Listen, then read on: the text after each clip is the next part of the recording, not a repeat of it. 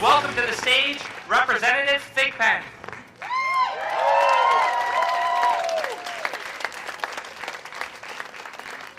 How we feeling out there? Are we excited? My name is Dr. Ivory Thigpen. I am the representative in Richland County, District 79.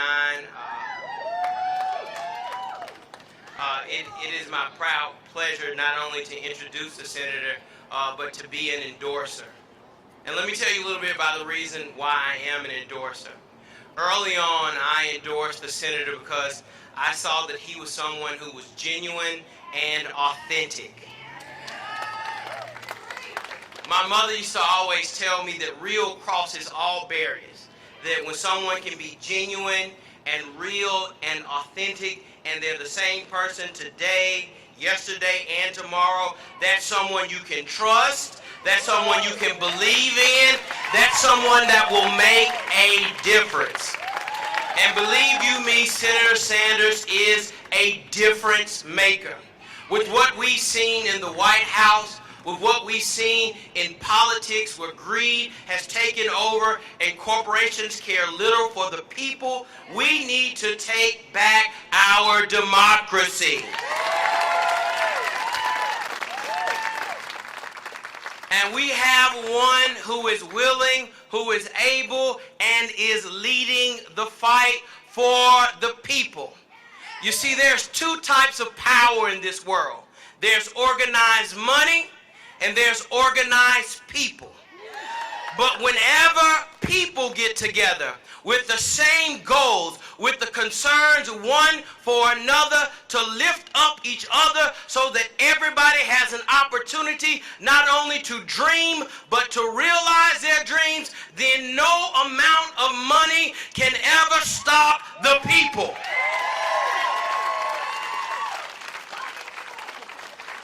Now that the American dream has turned into a nightmare for so many people, we need someone who will recapture the dream, someone who will rally all of the people and will be the difference maker all the way to Pennsylvania Avenue. Your next president of the United States, Senator Bernie Sanders. His remarks. In fact, he's left nothing for me to say. He said it all. But let me also introduce you to the next First Lady of the United States, my wife, Jane. We are living, as all of you know, in unprecedented times. We have a president who is not just a pathological liar, not just running the most corrupt administration in the history of this country, but is a racist, sexist, homophobe, xenophobe, and religious bigot.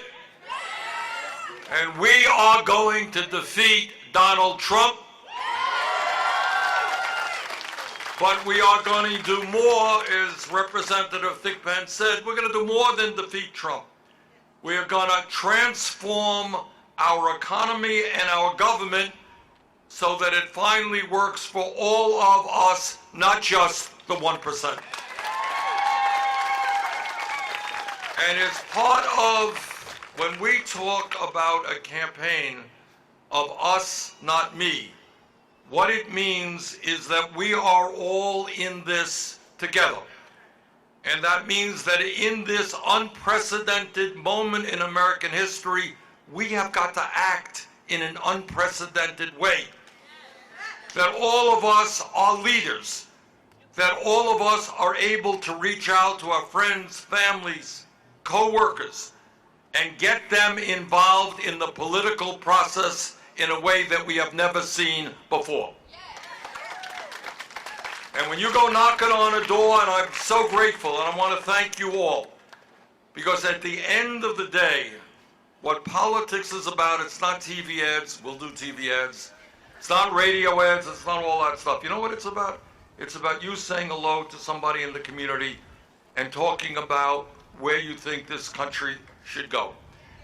And when you do that, you should all know that we have the strongest agenda for working people of any presidential candidate, I think, that who has ever run for office. All right? We understand that if you work 40 hours a week, you should not live in poverty. We are leading the effort to raise the minimum wage to at least $15 an hour and equal pay for equal work. Not acceptable that women as a nation making 80 cents on the dollar, minority women much less than that. We're going to make it easier, not harder, for workers to join unions. We believe that education is a human right. We're going to invest in our children, not having second or third class schools in South Carolina. We believe that everybody in this country, regardless of their income, who has the ability and desire, should be able to get a higher education. That's why we're going to make public colleges and universities tuition free. And we're going to cancel all student debt.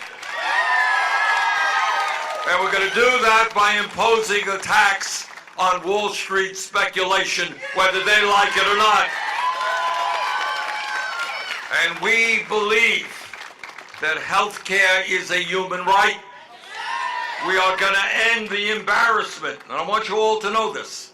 We spend twice as much per person on health care, and yet we have 87 million people uninsured or underinsured. We pay the highest prices in the world for prescription drugs. We are the only major country on earth not to guarantee health care at all. That is going to end. And in South Carolina and in Vermont and all over this country, when you get sick, you go to the doctor as a human being. You don't have to worry about how much it's going to cost. And if you end up in the hospital, you ain't going to go bankrupt because you don't have to take out your wallet. That's what happens in a civilized, democratic health care system. Health care is a human right, not a privilege. And unlike Donald Trump, we believe that climate change is not only real, it is a threat to South Carolina, Vermont, and the whole country and the whole world. If we do not act aggressively, and I am proud to tell you that our climate change proposal is the most comprehensive and aggressive ever offered by any presidential candidate. And you in South Carolina already understand what climate change is doing in terms of rising sea levels and flooding. You know it, all right? And we are going to stand up to the fossil fuel industry.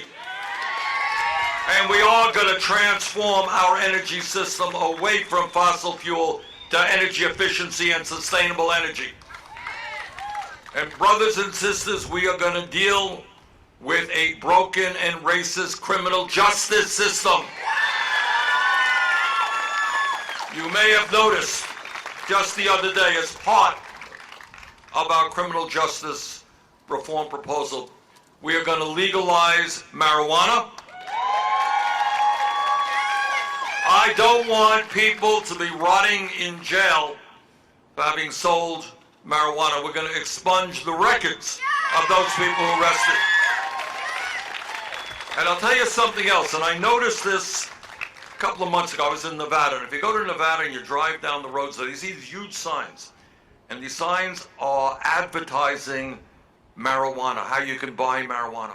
And I'm thinking, here are these signs from large corporations, buy marijuana, and you got people all over this country in jail for doing exactly the same thing as these large corporations are doing. So we have put in a proposal, which I think makes a lot of sense, that those people, often people of color, who have been hit hardest by this terrible war on drugs, they're going to benefit for the legalization of marijuana. And we're going to help them get into business. I don't want the marijuana business to be like the tobacco business. That's what we don't want, where a handful of corporations are selling our product. I want small business people to be able to make money out of the legalization of marijuana. And lastly, while Trump demonizes undocumented people in this country. We are going to stand with our brothers and sisters. All right, we're going to pass comprehensive immigration reform.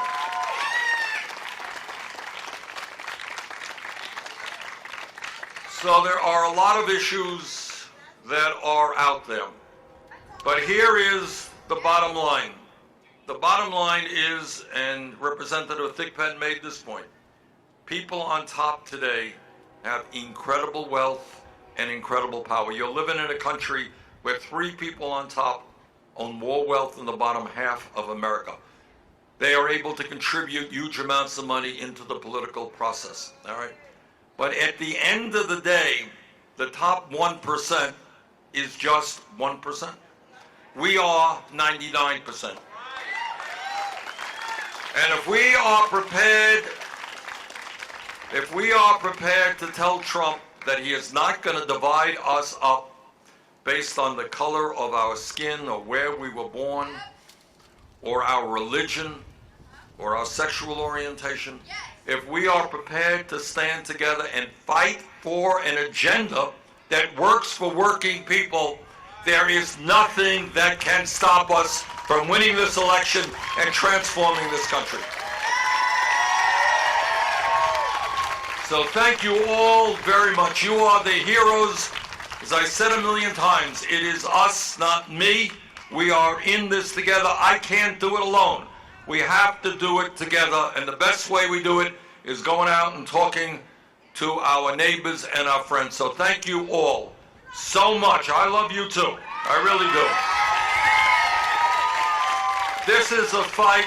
This is a fight not just for us, not only for us. This is for our kids. This is for our grandchildren. This is to save the whole bloody planet. This is to save democracy. That is what this struggle is about. So thank you so much for being part of it. Look forward to working with you. Thank you. To get us through the Great Depression and the Second World War in Franklin Roosevelt. With a more aggressive Russia, with an increasingly totalitarian China, with rising inequality, the rebirth of authoritarianism, with climate change, with racism being amplified by social media, our world is an exceptionally confusing place to be right now. We unfortunately don't have a right leader at the right time in the Oval Office. But thank God we do have the right leader at the right time in our Speaker of the House. Please join me in welcoming the Speaker of the House, Nancy Pelosi.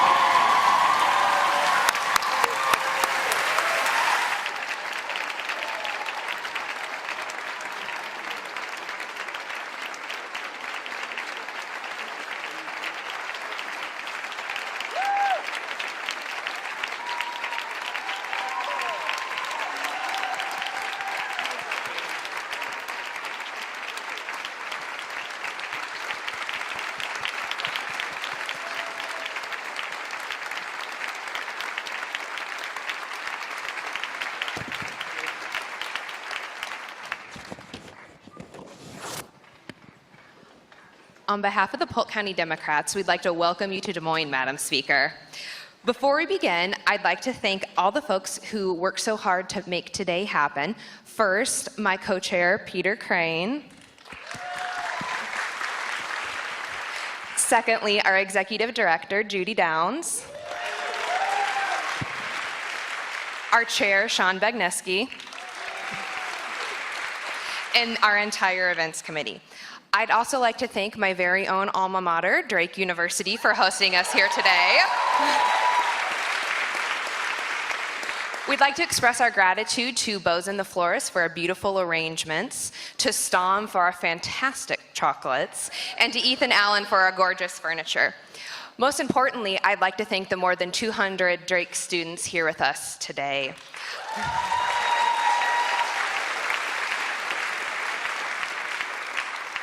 From personal experience, there is no better place to experience our democracy up close, and we're so glad that you joined us.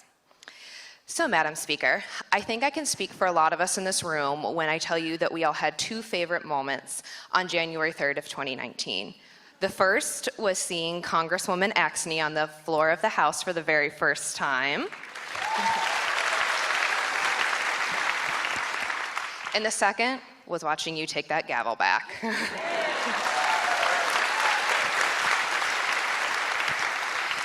However, since then, it feels like it's been a decade when it's been less than a year. So we're very anxious to get your perspective on how things are going in Washington. So to start out, I have to ask the question that I know everyone in the room is dying to hear about. What was it like to be in the cabinet room of the White House last Thursday when Donald Trump had his meltdown?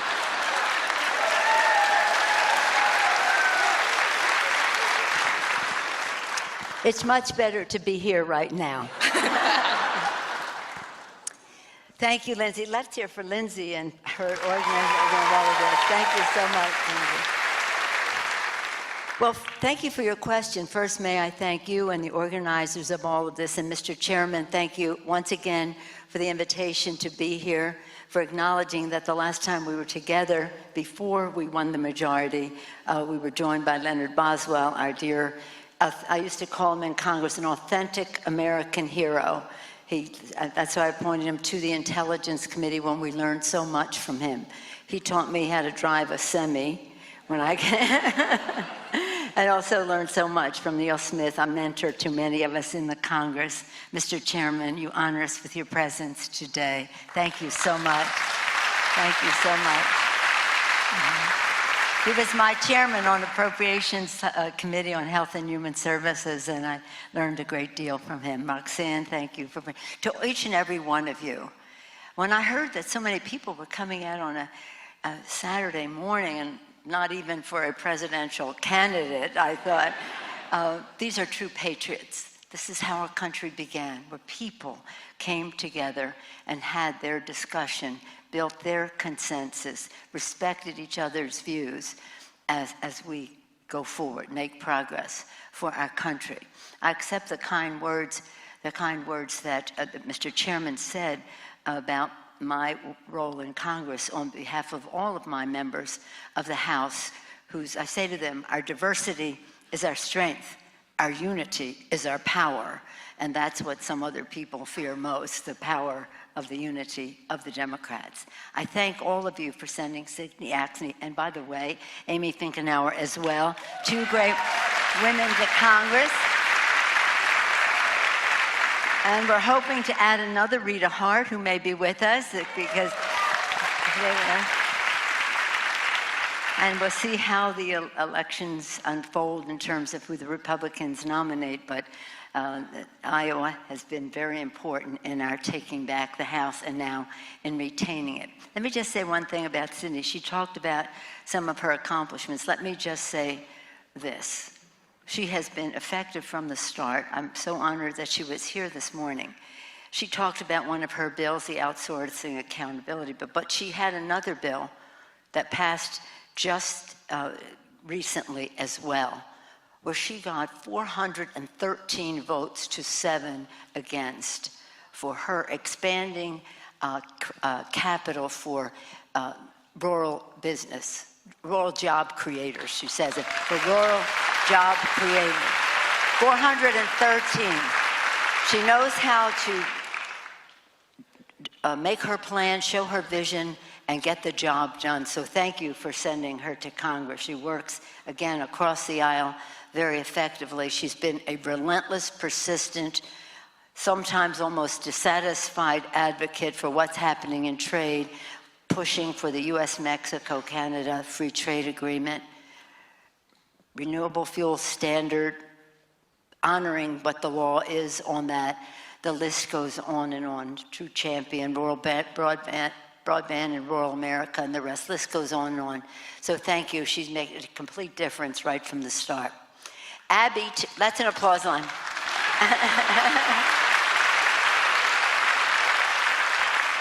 Abby Finkenauer is remarkable. She is already a subcommittee chair on the Small Business Committee for Agriculture and Rural Businesses and the rest. That's her subcommittee, and entrepreneurship. So again, these two have made a tremendous difference right from the start. So it's pretty exciting, and you may applaud Abby Finkenauer. My political home in California is the California Democratic Party. So when Sean invites me to the Polk County events, this is like, you are the VIPs. You, the volunteers in politics. And now I know that you are super VIPs, super volunteers in politics for what you do. Because as we go forward with the consensus of what we stand for as a party, and we're very proud of that, and as we try to message it in a way that connects with people's hopes and dreams and aspirations and the rest, it really doesn't get the result unless we get out the vote, unless we own the ground. So spreading the message, the inspiration, doing the groundwork, that's what makes the difference. So for me, it is a great honor to be with each and every one of you. And as I began, I consider ourselves you all patriots for turning out instead of all the wonderful things you could be doing on a Saturday morning. And as you mentioned, our founders, I will say this, and I am eventually getting back to the question. I don't really like to start a Saturday morning talking about you know who, but, but let's talk about us. Let's talk about us in the spirit of the very overly generous introduction that Mr. Chairman presented me with. At the dark days of the Revolution, Thomas Paine wrote, "The times have found us." The times have found us. Just think of their courage. They declared independence. They fought a war. They wrote documents. Thank God they made them amendable to expand freedom over time. But this was before the revolution was complete. The times have found us. We do believe that the times have found each and every one of us right now, because all that they fought for a democracy built on a constitution whose the genius of which was separation of powers, 3 co-equal branches of government as a check and a balance on each other. That's what we take an oath to, and that's what makes us a democracy, not a monarchy, where they were rebelling against. We have someone in Article 1, the legislative branch. We take great pride in being the first branch of government. Article 2 is the executive branch. The current occupant of the White House has said, Article 2 says I can do whatever I want. It doesn't. It doesn't. And just that statement, again, is a violation of the oath of office to protect and defend the Constitution of the United States. So,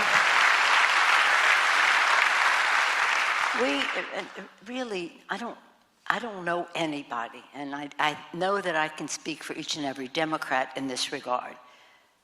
Nobody comes to Congress to impeach a president. You come about the future, about our children, about issues you care about, there's education, climate, you name it, gun safety. I have one, gun safety. This is a bullet. It's gun safety. It is, so nobody comes for that. But we do take an oath to protect and defend the Constitution. And when that is under threat, we cannot ignore it.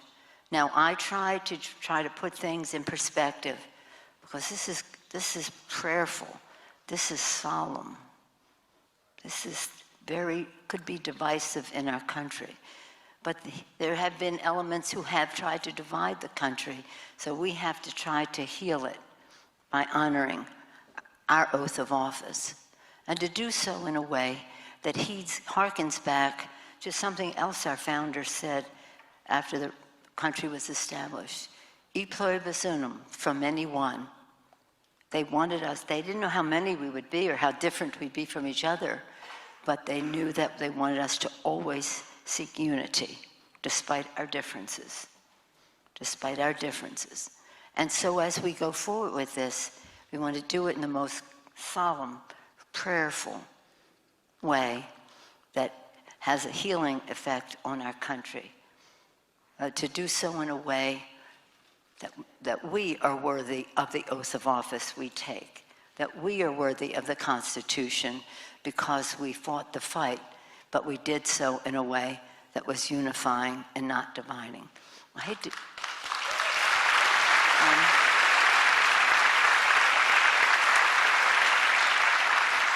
So you really want to hear about that room? One person said yes. This was a very unusual situation, and since you asked, I mean, I would not have brought this up. My husband knows that because he says, "What happened in that room?" I said, "I don't want to talk about it." But this is what is in the public domain that because I usually would not talk about something that transpired in the meeting with the president, just trying to build confidence that we can have that conversation. But believe me, I pray for the president all the time. I pray for his safety, the safety of his family, and now I'm praying for his safety and his health. But here's what happened. We went to the meeting, and the premise of the meeting, the invitation to come, was that he was going to give us a report on his decision in terms of Syria. We get to the office, the room there, and he basically says, "I don't really want to have this meeting. I don't know who called this meeting. I don't even know." And we're sitting there, well, no, we do not seek opportunities to be in the same room. Okay? But the president says he wants to brief us, so we are respectful of that. So that's kind of how it went downhill from the start. And my colleague, Mr. Smith, who's the chairman of Armed Services Committee, I probably shouldn't talk about it. He simply just said, "What are we going to do to fight ISIS now that we're undermining the relationship we have with the Kurds?" I don't want to, that's not an exact quote, but that was the essence. Our main quest in that room was to find out how are we going to protect our homeland from ISIS if we're not going to keep our relationships intact with those who are fighting ISIS. So he said something, but then I said, "Mr. President, as Speaker of the House, I am here." No, you know, you have to, Article 2 says I can do whatever I want. Article 1, I said, "As Speaker of the House, just before we came here, I'm reporting to you that the House voted 354 to 60 to oppose your decision on Syria." 354 to 60. That meant that by 2-1, the Republicans voted against the president's decision in Syria. He knew that already, but it didn't put him in a better mood for me to remind him. Mr. Schumer then started to say that our purpose, accepting this invitation, is to find out what are we doing. No, I told the president, here's what the bill did. It disagreed. It condemned what the president had done, that decision. It urged the Turks to use restraint in how they proceeded. It looked for some humanitarian assistance because these bombings were bombing civilians, etc. And then the culmination was to ask the White House, the president, what his plan was to fight ISIS. So Chuck Schumer, the leader, a Democratic leader in the Senate, you know, he proceeded to be specific on that. We just want to know what that is. General Mattis, Secretary Mattis said this or that. At that moment, the president injected his view that General Mattis was one of the most overrated secretaries of state. He did not fight ISIS. He fought ISIS. So now I don't know who called this meeting. I don't know what I'm doing here. Mattis is overestimated, all that. It was not very respectful. Well, somehow it evolved into a thing where he was being so, shall we say, disrespectful of the whole thing, that time had come for us to go. We could put that to music, right? So, so I stood up, and he, you were third grade. I think he said I was a third grade politician. I said, well, I like politician. I wish you were a politician so we could get something done. But anyway, here's the thing, and this was sad. I said, Mr. President, we're very concerned. This latest decision gives Russia a stronger foothold in the Middle East, and that is what they want, a foothold in the Middle East. You've just given it to Russia. With your decision on withholding military assistance to the Ukrainians, that was to benefit Putin. All roads seem to lead to Putin. And the third was our questioning our commitment to NATO and Article 5 of NATO.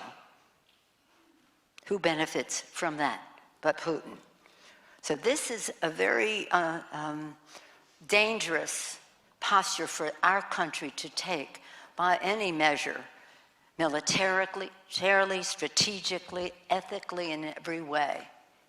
All roads lead to Putin. He didn't like that at all. And respectfully, courteously, unifyingly, I didn't even bring up their interference in our elections, which has been a big undermining of our democracy by his actions. And that's what I said to him. You've undermined our national security. You've undermined the oath of office to protect and defend the Constitution. And you jeopardized the integrity of our elections.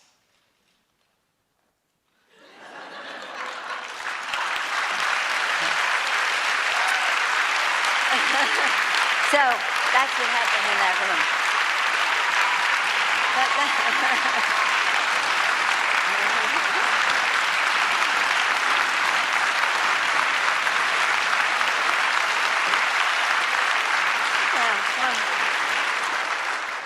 Does that come out of my time?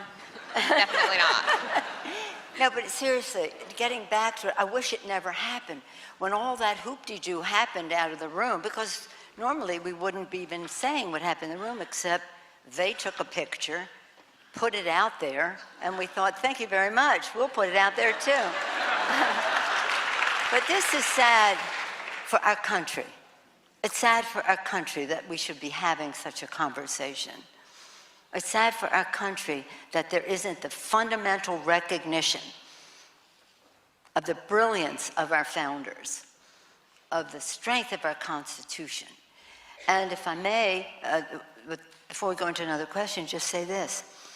What I'm concerned about in all of this, because, you know, for a long time I said he isn't worth impeaching because it further divides the country, until it became so clear. And I always said, when we get more facts, we will be ready. And we were ready. And the courts are now supporting everything, as you probably saw yesterday. We had a big court, another big court decision. But here's my concern. My concern is our democracy. Because if you have somebody in the White House who thinks that Article 2 can do anything, he can do anything he wants, and at the same time he is appointing judges who will approve of that characterization of the Constitution. The Constitution is clear. Congress has oversight as an independent branch of government over the executive branch. Subpoenas, inquiry, oversight. If you take that away, you have an autocrat. And that is what is at risk in this. It isn't about personalities or policies.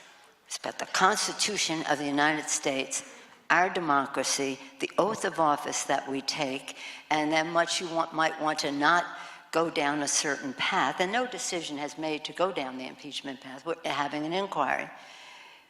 You cannot ignore the violation. And his oath is even more specific. We protect and defend. His is protect, support, defend, and preserve the Constitution of the United States.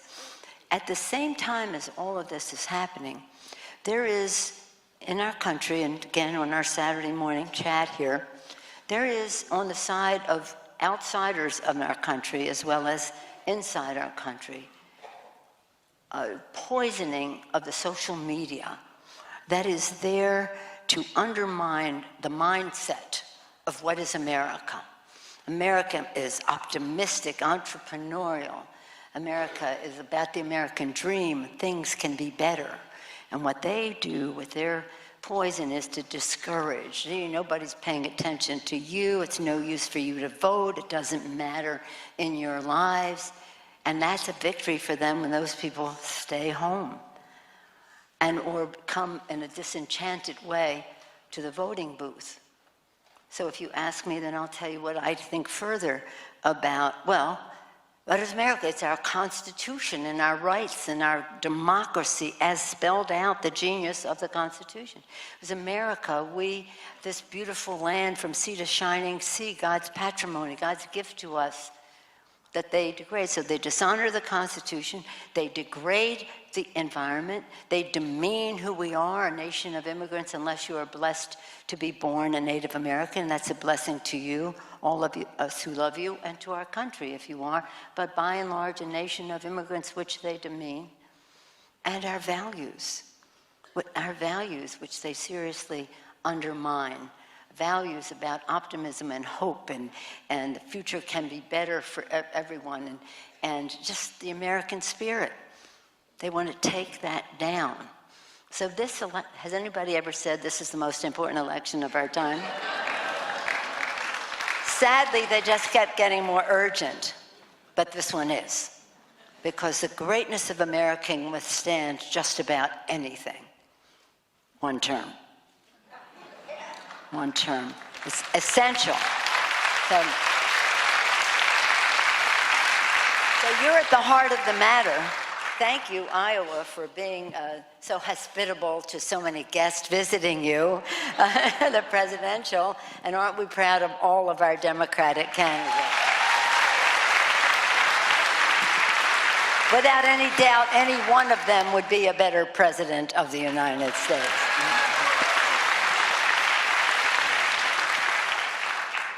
So with that, we'd like to shift into some of the questions. We asked our attendees today what they wanted to hear from you about.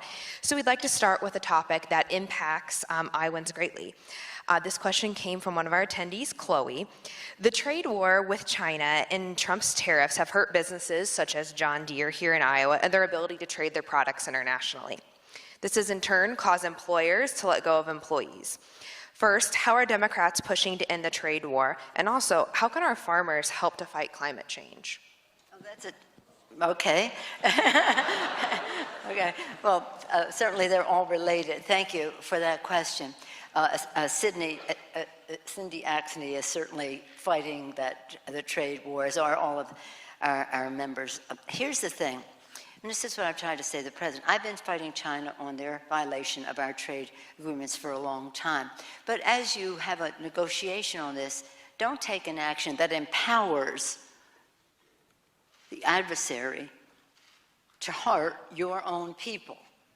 And so I had thought that we would do, again, I've been for 30 years saying, when I first started fighting China on trade and human rights and proliferation of weapons of mass destruction, the trade deficit with China was $5 billion a year.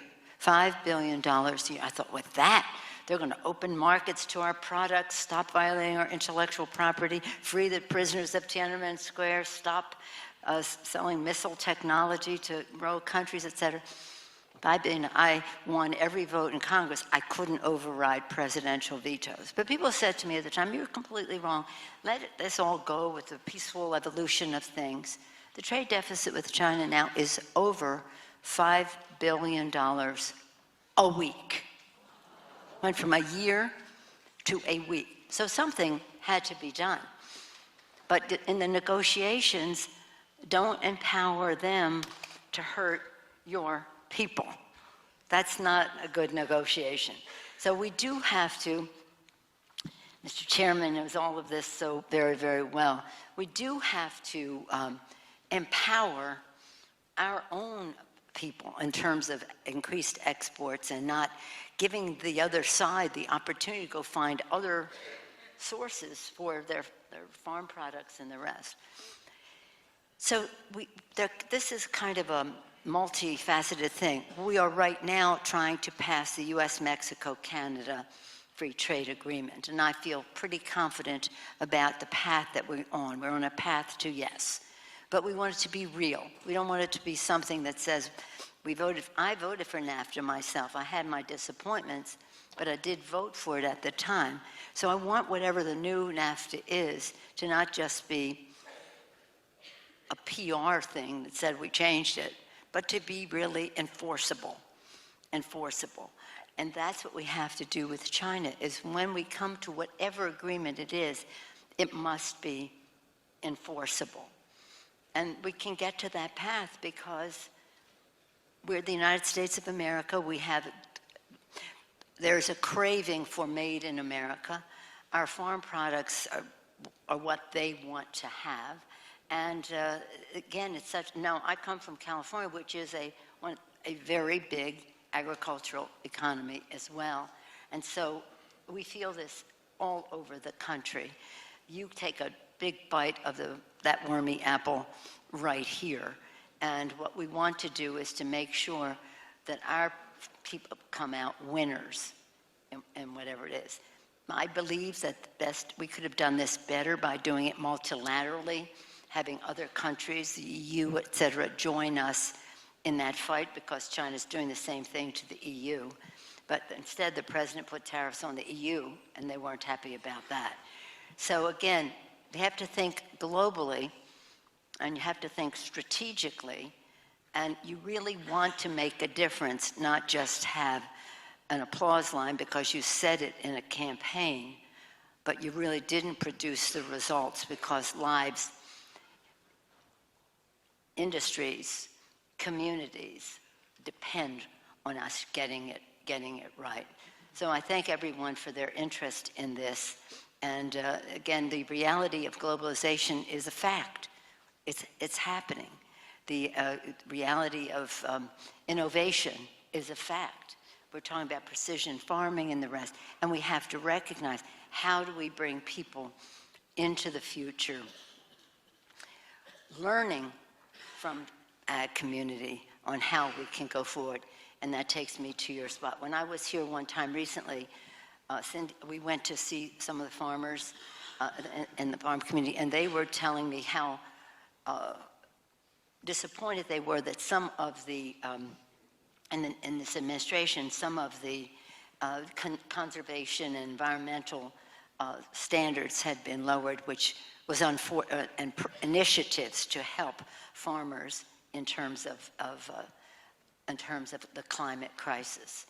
But you're right at the hub of it, right at the heart of the matter, and we should listen and learn from the communities as well, because there is no other planet. This is it. What we have to do in terms of feeding ourselves and the world is so important, but we have to do it in a way that is sustainable.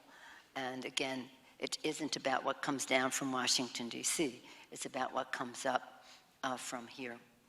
That the climate issue is hard because they're in denial. The president has said, let me just end this by saying, the president has said he was not going to use science as any basis for any decision on the environment.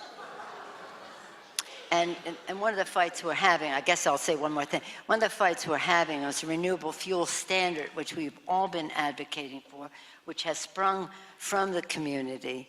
And they say they support, but they keep issuing waivers. And that's a fight that Abby Finkenauer and Cindy Axne and Dave Losak have been fighting to say, stop, obey the law. Don't say, well, here we are, we agree with the law, except we're going to take away, because so many jobs have been lost because of their not honoring the renewable fuel standard that is the law. Thank you. We'd like to turn to a topic that impacts all of us here in this room, healthcare and prescription drugs. This question came from one of our Drake student attendees, Nick, and he asked, the rising cost of prescription drugs has affected many in the past years, including people here today. What is your plan to lower the costs for these life-saving medications and make sure people are able to afford them? Thank you. Well, this is a big thing for us, H.R. 3. All over the country in the last weeks, we've been having town meetings on H.R. 3, so let me take a piece of this meeting in this regard. H.R. 3 is our Lower Drug Cost Now Act. We renamed it about a week ago with the loss of our dear Elijah Cummings to the Elijah E. Cummings Lower Healthcare Costs Now.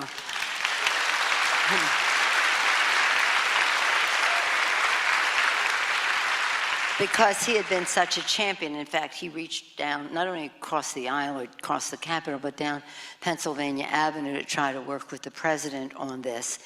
It didn't materialize, but nonetheless, he has been in the lead on it, among others. Here's what we do in our bill, and this is transformative. This is a very strong piece of legislation. It is what we can, our boldest initiative that we can get accomplished. That is not to minimize, to say, oh, we wish we could do this or that. No, this gets the job done. And here's what it does. For the first time, stop me if this is more than you ever want to know on the subject, but this is what we do. We're legislating, we're investigating, we're litigating. Now let's move to the legislative part. This is what it does. It does something that is very opposed by Big Pharma. So you'll see ads on TV just mischaracterizing it. And what it does is enables the Secretary of HHS to negotiate for lower drug prices. Lower drug prices for Medicare was what we'd always advocated.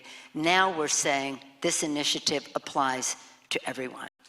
Not just Medicare, but private and that. Secondly, in recognition, how many of you have heard or maybe engaged yourself in your neighbor or someone going to Canada, Mexico, Europe, or someplace because the drug they were taking was so much cheaper, so much cheaper? So what this bill says is we take similar economies, Australia, Japan, Canada, United Kingdom, France, and Germany, 6 similar economic situations. We take the mean cost of what they're paying in drugs, and we say the average cost of what they're paying for drugs, and we say that the U.S. consumer patient should not pay any more than 120% of that, like 20% more than what they are paying. And that is, I mean, they're getting the same exact product. The benefit of research and development, much of it starting at the National Institutes in Health at the taxpayer expense and investment, and we're proud of that, but some of it by the private sector as they develop further from the basic biomedical research. So why are we subsidizing 1/5 of the cost in other countries for the same drug and charging 5 times, 6 times, 8 times the cost here? So negotiate for lower prices. Those prices cannot be more than 120% of similar economies as ours are. And then it has a cap. Right now, under the Medicare Part D, forgive me for being very specific, there's no cap after a certain point. Seniors are exposed to all $2,000 cap on that. There are rebates. We're trying to lower the out-of-pocket cost for people and to limit what it is. And then this is the part on where you might hear some controversy among ourselves. It says when they negotiate that at least 25, 30 drugs each year have to be resolved. We have to have what that cost will be. Out of not a total, but a number of around 250 drugs, which are the highest cost drugs to the most people, which make the biggest difference. But every time you do the 25 or 30, you add 25 or 30 more to the list. Some people say, well, we should be doing all of them all at once. Well, there isn't the absorptive capacity to do that. But we hope to get, from the savings that we have, we'll save on Medicare Part D alone, on Medicare drugs alone, we'll save about $350 billion. Families will save about, now we're not talking Medicare now, we're talking families will save about $150 billion, something like that. And some small businesses will save about $50 billion, and that's just for starters. We're going to even save more. So we want to use some of that money to increase the capacity of the Secretary's office to do more negotiations faster, but you have to be able to get it done. And if you say we're going to do XXX and there's no capacity to do it, you're not getting a result. So we want to get the result. Two, we want to use some of that money, and this remains for the committees to make their decision, use some of that money for Medicare for vision, dental, and hearing. We want to use some of that money for more research at the National Institutes of Health, because people will say, well, because it's the right thing to do, the miraculous power to cure, we are missing some opportunities because we're not putting the resources we should put there. You'll hear some people say, that this is going to hurt innovation. No, we're going to have, instead of it being profits to pharma, it's going to be investments in innovation at the National Institutes of Health. This is just some of it. So they'll be calling it our old friend socialism, which of course it is not. And we have not gotten a bad response from the president on this so far. So we're optimistic but we do have the pharma, et cetera, they will be spending a fortune against us. And sometimes they won't even be talking about drugs, they'll be talking about impeachment, or they'll be talking about other things, but it's all about the money. From 2012 to now, their advertising has practically doubled to over $6 billion of pharma. And we're saying, wait a minute, you're saying this is about research and development, and you're on TV morning, noon, and night. We need that instead to have lower drug prices. Let me just give you one example. Okay, so we respect the fact that investments in research and development cost some money, and there's a market need for a company to be able to survive as it waits for its approvals. Insulin was invented a long time ago. It's one of the most used drugs in the country. The cost of it has skyrocketed, and it's a matter of life and death to so many families across America. And if there's one poster child drug that says, come on, guys, it's insulin. So as you watch this fight, just understand, I have said to the pharma, to the industry, why don't we work together to help solve this problem? This is unsustainable. This is unsustainable for families, for businesses, for corporate America, for the public sector. With the Affordable Care Act, we drove down the cost of health care in our country, except prescription drugs. We have to get that done. I've seen grown men cry on a campaign trail coming to me and saying, I can't buy the drugs my wife needs. We can't do that and pay the rent or eat food. You know, this is about not only the health that these drugs are necessary for, it's about the financial health of America's working families. So this is something we promised in the campaign for the people that elected, that Abby and Cindy were elected. For the people, we were going to lower the cost of health care in America by lowering the cost of prescription drugs. We're going to preserve the pre-existing condition, which they all say they're for, but vote against every time it comes up on the floor. So that's that. We're going to build the infrastructure of America in a green way, so lower health care costs, bigger paychecks by building the infrastructure of America in a resilient green way. And we're going to have cleaner government by eliminating the impact of big, dark, special interest money. I think that we can have cooperation from the White House to lower the cost of prescription drugs. At least I hope so. The president says he wants to do that. I think that we could work together in a bipartisan way to build the infrastructure of America. The president says he wants to do that. I don't think he's game for cleaner government. That is something that we have to do with H.R. 1 that we have out there to empower the grassroots activism, to get rid of voter suppression, to pass a Voting Rights Act, to just make it all more wholesome. So getting back to my earlier point that people lose some of their doubts and their cynicism about whether their voice is important and whether their vote is important. And across the country, this is a caffeinating issue for them because people do believe if you get rid of that big dark money, you probably could be able to pass gun violence prevention, background check legislation,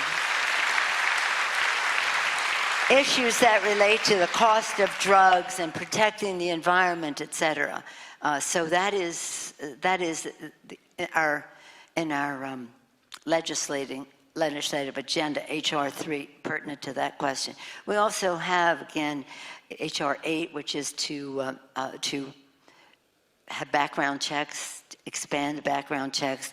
We have our Equality Act to end discrimination against the LGBT community. We have our Promise Act to protect our dreamers. We have equal pay for equal work for women in the workplace. We have raised the minimum wage, which 2/3 of people getting the minimum wage are women, say 20 million out of the 30 million. Net Neutrality Act, so we can expand broadband into rural America in a very significant high speed, always on way. The list goes on.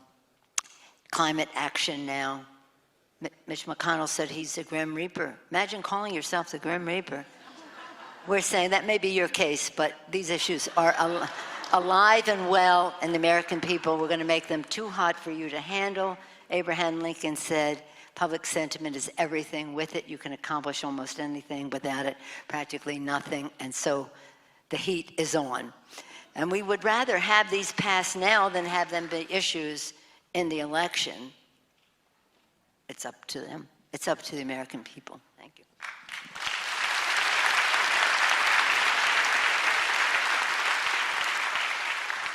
So as you can imagine, the most common topic we got in terms of questions was about the impeachment. But since we've already talked about it, let's not focus on the worst of us, but focus on the best of us. We'd be remiss not to mention Chairman Elijah Cummings and his recent passing. We've gotten to know him quite a bit here in Iowa through all of his numerous presidential visits. What can you share with us about your lifelong friendship with him? Well, thank you for asking that question about Elijah. I've said of Elijah, I've spoken many times, and we had on the floor, we had a Capitol function where he was lying in repose, and then I spoke in Baltimore yesterday, which is my hometown where I was born and raised. I said he's our North Star. He was just a consistent, values-based leader in everything. He was a master of the House. He knew the legislative process so well, and he was chairman of the Oversight Committee. The Oversight Committee being one of the main instruments from how we exercise the separation of powers. He said something that I say to you that I always quote him. I've quoted him long before he was sick and all that, but he used to say, our children are our messengers to a future we will never see. And he acted upon that because he would say we have to build a future worthy of the aspirations of our children, but we also have to be sure we equip them with the values of America that they take into the future. So that's basically what our fight was about. It's about the children. See, he was just a wonderful person, a master of the House. I also called him mentor of the House. Because when we won and we were giving out committee assignments earlier, the end of last year, the beginning of this year, he said, send me as many freshmen as possible so I can help them reach their fulfillment. I can help them, because we have some certain exuberances, and And you want to channel the energy, be respectful of that, but also say, this is how you can get this done faster and better.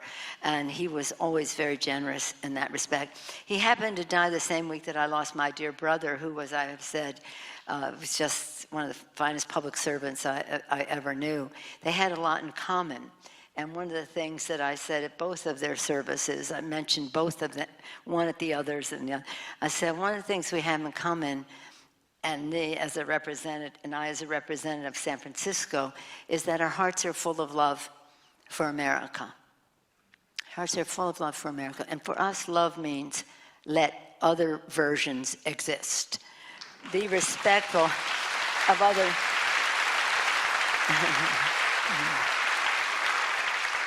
Be respectful of other points of view. Listen to what people have to say, and that discussion will either reconfirm your position or it will open up to something better for everyone.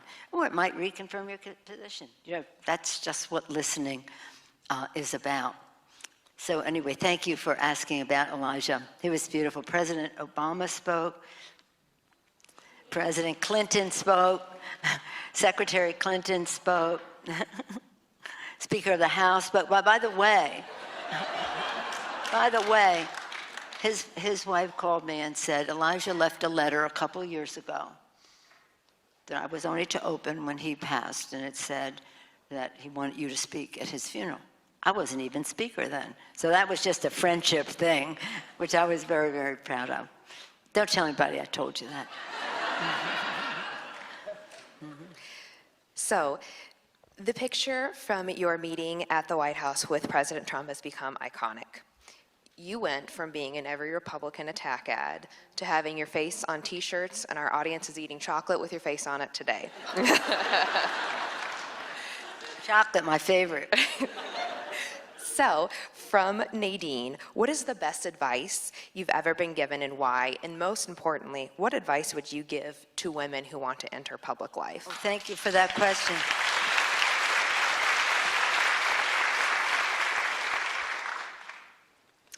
Well, first of all, what was the first part of the question?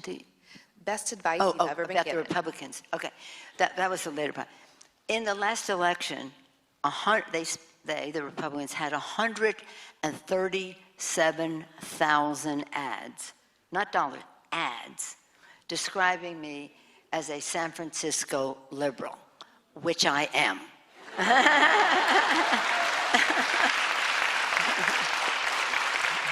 But our message was a mainstream message for the people. Lower healthcare costs, bigger paychecks, cleaner government. As I said, what works in Iowa or Michigan works in San Francisco. What works in San Francisco might not work in Iowa and Michigan. So let's go win. Remember November. Remember November. Okay, so the best advice I ever received, and it's the advice that I give to other people, and women especially, when they're running, 2 words: be yourself. Be the authentic you, and take inventory and give yourself a plus for everything that you have done. Some people say, well, I'm just a housewife. Just a housewife? I went from housewife to House Speaker. I want you to know.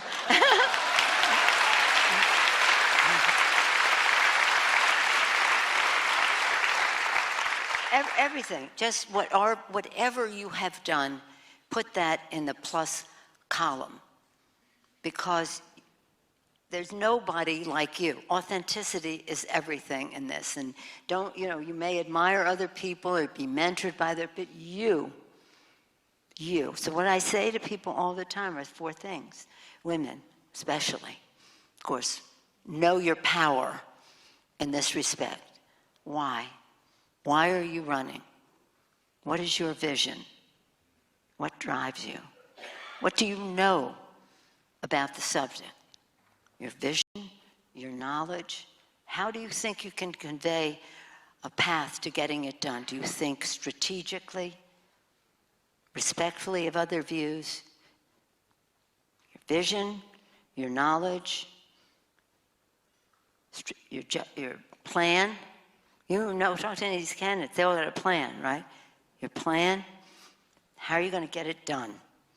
Most importantly, though, all those things are sort of up here: vision, knowledge, strategic thinking. Do you connect with the aspirations of your voters and your constituents? You should be there, especially if you're running for Congress or state assembly or something like that.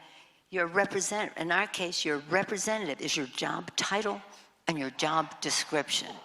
So how do you authentically connect the hopes and dreams, the fears, the aspirations, the apprehensions? How do they know that you are connecting with them? The connection is everything. The connection is everything. So it's not about going there to be personally ambitious because I want to change the world. It's about how you make the future better for every one of America's working families. People give me great credit for unifying the Democrats, but I said I don't deserve that credit. Our values unite us. Our commitment to America's working families, that is the unifying principle in the Democratic Party. So despite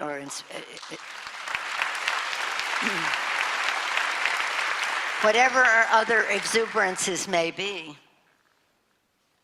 when the vote comes about America's working families, there is no doubt as to why we are there. And that is what the Democratic Party is about. Democratic Party, despite this, that, and the other thing that we might want to bring up, has been the source of more new ideas, more fresh thinking on subjects, more challenges to the conscience of our country than any organization that you can name. And so I thank all of you who are involved with the Polk County Democratic Committee and the Iowa Democratic Party and the rest of it. But even if you're not into the institute, I was never until, well, that's a long story how I got involved with the state party. I won't go into it now. But the fact is, when the party reaches out for people to knock on those doors and get out that vote, every step everybody takes is progress, but sharing those values is progress for the American people. It's every call you make, every step you take, all of it is about making progress for the American people. And to women, I say, as you're involved in all of this, again, know your power, place worth on what you have done. Well, that's being a mom, and give that a gold star if you've orchestrated all the diplomacy and the quartermastering and the logistics and the housekeeping and all the rest that goes with that. But again, it's not about your ambition. When I first was asked to be a library commissioner, I said, I don't need that. I'm a volunteer at the library. I love being a volunteer. My little kiddies, we sit there with the books and we do this and that when they were little children. And the mayor at the time, Joe Alioto, he said to me, Nancy, get official recognition for what you do. Don't be, what man would say, don't make me a library commissioner. I'll just put these books on the bookshelf anyway. No offense to the gentleman in the room. The beauty is in the mix. The beauty is in the mix, and we do need women. There's nothing more wholesome for our political process than to have the increased participation of women and in leadership roles. And I say this,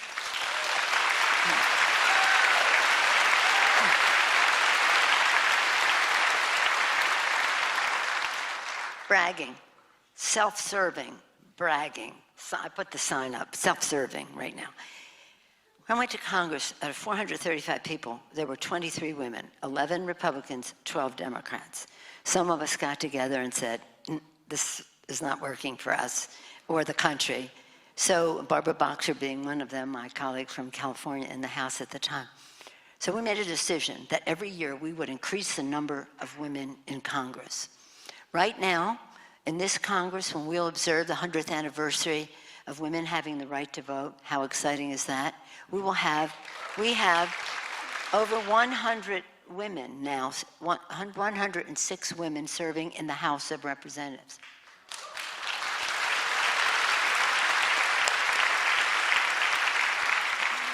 91 of them in Democrats.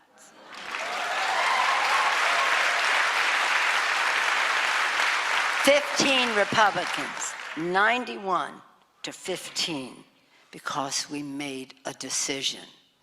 Your chairman has made a decision that this Polk County was going to be so active and have such results. Remember, November. Thank you, Mr. Chairman, for your great leadership and organizing all of this. But to everybody, men or women, young people who are here, and by the way, thank you, Drake University. How about that?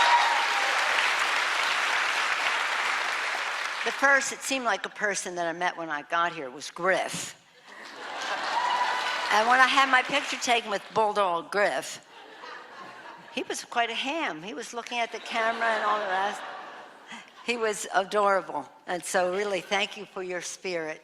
Everything we do is about you, is about the future, about just preserving the planet, giving opportunity, respecting diversity. As I've said earlier, our diversity is our strength, our unity is our power, and that unity is going to, again, honor the vision of our founders, honor the sacrifice of our men and women in uniform whom we revere, and our veterans, and again, respect the aspiration of our children, our messengers to the future.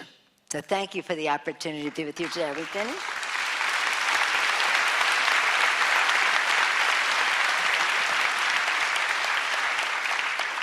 On that very inspiring note, we'd like to remind everyone in our audience to vote in the upcoming municipal races coming up on November 5th. We have a lot of Democrats running all across Polk County, so please make sure to get out and vote and stay engaged.